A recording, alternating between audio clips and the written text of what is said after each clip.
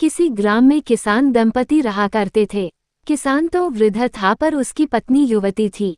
अपने पति से संतुष्ट न रहने के कारण किसान की पत्नी सदा पर पुरुष की टोह में रहती थी, इस कारण एक क्षण भी घर में नहीं ठहरती थी। एक दिन किसी ठग ने उसको घर से निकलते हुए देख लिया। उसने उसका पीछा किया और जब देखा कि वह एकांत में पहुंच गई तो उसके सम्मुख जाकर उसने कहा, देखो, मेरी पत्नी का देहांत हो चुका है।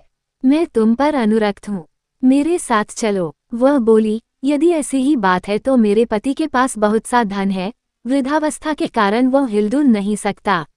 मैं उसको लेकर आती हूँ, जिससे कि हमारा भविष्य सुखमय बीते।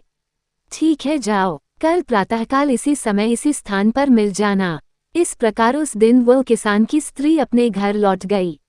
रात होने पर जब उसका पति सो गया तो उसने अपने पति का धन समेटा और उसे लेकर प्रातःकाल उस स्थान पर जा पहुंची। दोनों वहां से चल दिए।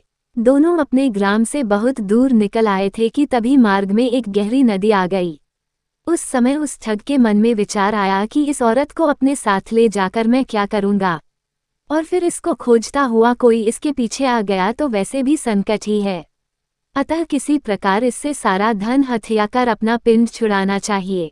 यह विचार कर उसने कहा, नदी बड़ी गहरी है, पहले मैं गठरी को उस पार रखाता हूँ, फिर तुमको अपनी पीठ पर लादकर उस पार ले चलूंगा। दोनों को एक साथ ले चलना कठिन है। ठीक है, ऐसा ही करो। किसान की स्त्री ने अपनी गठरी उसे पकड़ाई तो ठग बोला, अपने पहने हुए गहने कपड़े भी दे दो, जिससे नदी में चलने में किसी प्रकार की कठिनाई नहीं होगी और कपड़े भीगेंगे भी नहीं।